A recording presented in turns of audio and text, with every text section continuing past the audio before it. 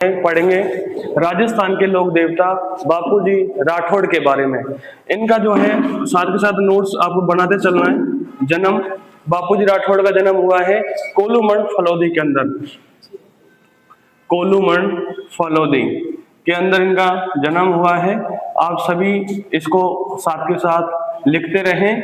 और इनका जो जन्म हुआ है वो सन आपसे पूछ लेता है, कई बार एग्जाम के अंदर आता है, तो 1239 ईस्वी के अंदर इनका जन्म हुआ है।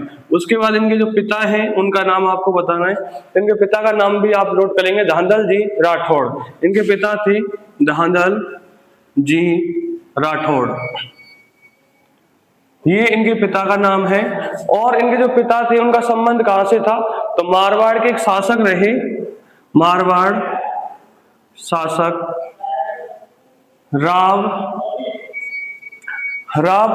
क्या नाम है आपको पता है उनका? राव आस्थान के पुत्र हैं, एक राजा हुए थे आस्थान, उनके बेटे हैं ये आस्थान के पुत्र। सभी इसको साथ में लिखते रहें। फिर अब आगे बात करते हैं इनकी माता का नाम है कमला दे,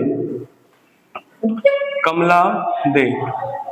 फिर इनकी पत्नी का नाम पूछा जाता है एग्जाम के अंदर। इनकी पत्नी का नाम है फूलम दे, फूलम दे, पत्नी का नाम फूलम दे है। और पत्नी कहा कि अमरकोट के सूरजमल सोढ़ा की पुत्री, अमरकोट के सूरजमल सोढ़ा की पुत्री। आप इसको नोट डाउन साथ साथ करते रहें, नोट्स बनाते रहें। और इनकी जो घोड़ी है जिसमें इनका क्वेश्चन आता है कई बार कि घोड़ी का नाम पूछा जाता है, तो घोड़ी है केसर कालमी। इसको केसर कालमी जो है ये ब्लैक रंग की घोड़ी है, बहुत ही शानदार घोड़ी। और इस घोड़ी का ओनर कौन है? ओनर मतलब इसका किसकी थी ये घोड़ी पूछी जाती है, तो देवल चारणी की घोड़ी है। किसकी घोड़ी है? देवल चारणी की घोड़ी है, देवल चारणी की घोड़ी है। और कई बार इनका क्वेश्चन आया हुआ है कि केसर कालमी किसकी घोड़ी है, तो आपको बताना है देवल चारणी की घोड़ी है। अपन रिवाइज करते हैं। जन्म कहाँ हुआ? कोलूमंड फलौदी के अंदर। कब हुआ था? 1239 ईस्वी। पिता का नाम क्या है आपसे पूछा जाए तो आप बताएंगे धांधल जी राठौड़। कहाँ के थे? मारवाड़ शासक राव आस्थान के क्या है? पुत्र रहे हैं। ठीक है। माता का नाम है कमला दे, पत्नी है फूलम दे। कहाँ की थी? अमरकोट के सूरजमल सोढ़ा की पुत्री है, इनका नाम है।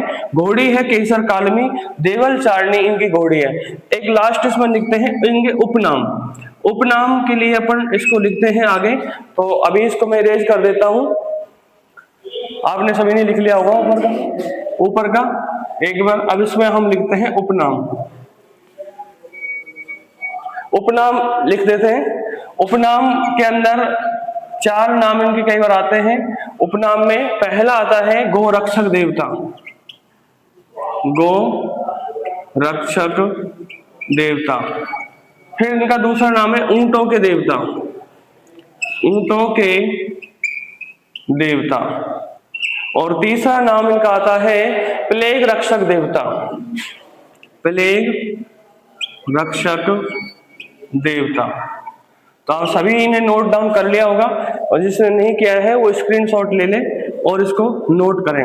एक बार रिवाइज कर लेते हैं। उपनाम गोरक्षक देवता, ऊंटों के देवता भी कहते हैं, प्लेग रक्षक देवता भी इनको कहा। जो नोट्स स्क्रीन पर दिखाई दे रहे हैं इनका आप स्क्रीनशॉट ले सकते हैं और इनको उतार भी सकते हैं।